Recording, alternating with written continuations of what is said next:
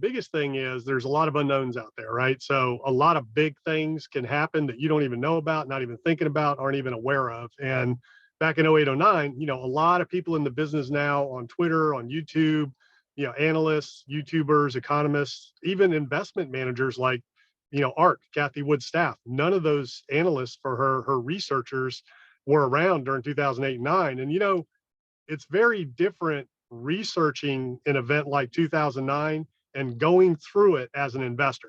Two Amen. very different things. You can research a topic and research something, but if you didn't go through it with your own, skin in the game, cash on the line, your livelihood at stake, you just can't really understand the level of what that was and how it affected the economy and everybody around you. So what the biggest thing I learned back then is your world as we know it can change in a heartbeat. What you did that worked without even thinking about it every single day that you just thought this was just business and how you make a living can go away instantly, overnight, instantly. The other thing is things can go a lot further than you think, both directions. The markets especially, they can go a lot further down than you think, faster than you think. They can go a lot higher than you think, faster than you think. And things can take a lot longer than you think to correct, as we saw from 08, 09 till, what was it? I don't know, it took about 6 years for things to kind of recover. The markets specifically, real estate took 11, 12 years, I think, to recover from 08, 09. So there's a lot of things out there that people just don't know, we aren't thinking about. And we are very globally connected now, even more so than we've ever been. So when you go back and look at the 1920s and 1940s and things like that, this is a very different economy, global macroeconomic economy than it was back then. So, there's just a lot more that, you need to be thinking about and being aware of if you're an investor. If you're just doing your thing and going to work every day and, whatever, you just keep on trucking, kind of like 08, 09, some of the Wall Street bankers, there was a story about them walking down on the street. It might even have been Hank Paulson looking around going, people just have no idea what's coming. And it was economic Armageddon in 08, 09. And some insiders say that we're facing the same thing now. We've gone from a soft landing to a plane crash landing to it blew up in the sky. So we're no longer looking for, a crash landing or even a soft landing. We've blown up in the sky. So the question is, can we keep the debris from hitting the planet? And that's kind of where we are right now. Wow. Yeah. One of the things that I remember from the last couple of crises is, again, a lot of folks become experts at this or that. I'm obviously a real estate guy, and you focus on the real estate market. You look at this, you look at that, but you don't realize there's this whole other kind of layer, really two layers I'll talk about here. One is the lending market, right? When lenders get scared, they can either come out and flat tell you a no, or they can add so many conditions a deal just doesn't look appetizing. And then second, it doesn't matter how good credit you have. It doesn't matter if you don't miss a payment. It doesn't matter if you're still employed. If they don't want to lend, they won't lend. And then lastly, you may think you have a HELOC open and you got all this access to capital and blah, blah, blah. They can shut those things off in an afternoon if they get really scared. So the first thing I remember is, you've got to look at the lending market. And then lastly, and this is what I've studied for 30 years, the consumer sentiment, consumer psyche, moves in waves. And what we have just been through the last 2 years, this asset bubble, this, everything is great, party time, everybody's got cash, to what is coming will be a significant change. And to your point, things go on longer and higher or lower than you expect. So yeah, consumer psychology is, once damaged, it takes a while to rebuild. So that's my first one. What do you got next? Well, and I love the, everything is great, the party goes on and, things were easy the last couple of years, and that's fine. You just got to know when the party's over. When they give you last call, you need to understand it's last call. We were calling last call November, December, and people were like, that's FUD. You guys are just bears. You don't know what you're talking about. The Fed said last call. They said, if you want your drinks, repeatedly, get them now, because we're turning the lights on and everybody's going home. So you just need to understand, when does the bull market end? When does the bear market end? When does the bull market start? That's all you got to know.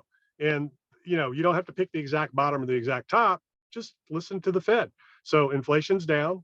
that's when the bull market's going to start again. The Fed can stop, not pivot necessarily, but at least stop.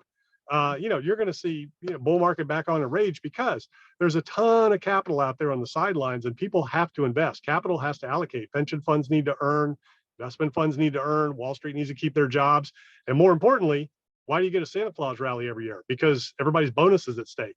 So there's some nice little bounces coming, nice little things coming. But the key is you got to know when the party's over. The other thing on credit that I learned, what was the biggest lesson I learned? How banks work, how they think, how they work, and what they're really trying to protect. And the biggest lesson was, as soon as you close a loan, you're in technical default. They can call that loan at any point because you've got covenants and conditions that you have to maintain that you qualified for that loan that are going to change. So a bank can call your loan pretty much any time. And, basically as soon as you close, they can call technical default. Now, in this environment, would they and do they want to? No, very different than 0809. 0809, they were just calling loans and just foreclosing and doing stuff that, you just didn't think was possible. Mm-hmm. So very interesting time. So many lessons I could go back and go on. But the biggest ones are you need to protect your assets because they can evaporate. Net worth is not spendable. I lost all my net worth overnight. Everybody talks about net worth. I hear a lot of people have net worth goals. Net worth is not spendable. Net worth does you no good in the whole scheme of things if you need cash today in an environment like we're in now. 2 years ago, last couple of years, sure, net worth was great. You could leverage it, you could borrow, you could do a lot of different things. But right now, cash is king. I knew that last time. I know that this time. Understand when the party's over and understand when the dance begins. I don't know if you saw that cash is king. It's funny, you and I have been talking about, Ray Dalio's, was saying for the longest time that cash is trash. He obviously pivoted recently, which I assume you've seen. When rates got to 4%, he's like, cash is still good. You and I, thankfully, have been talking about that for a while. The last one I'll say, and then we'll get on to topic number 2, is recession bear markets aren't fair. And I say this first as an employee. I was a manager in the Great Recession, and I was asked to lay off and basically try to save companies. And it didn't matter if you were the best employee. Sometimes whole divisions, whole areas had to go. It's not fair. The dot-com crash, we were on the cusp. I was at a small startup company that was on a glide path to an IPO. We probably missed the IPO window by 60 days, which would have been game changing. And unfortunately, given the rapid descent, we were basically sold for pennies about 9 months later. It's not fair. It's not fair. Take care of yourself, emergency funds, skill up, network, keep moving forward. Again, there will be amazing opportunities that live behind fear. But yeah, it's not fair. I don't know what to say.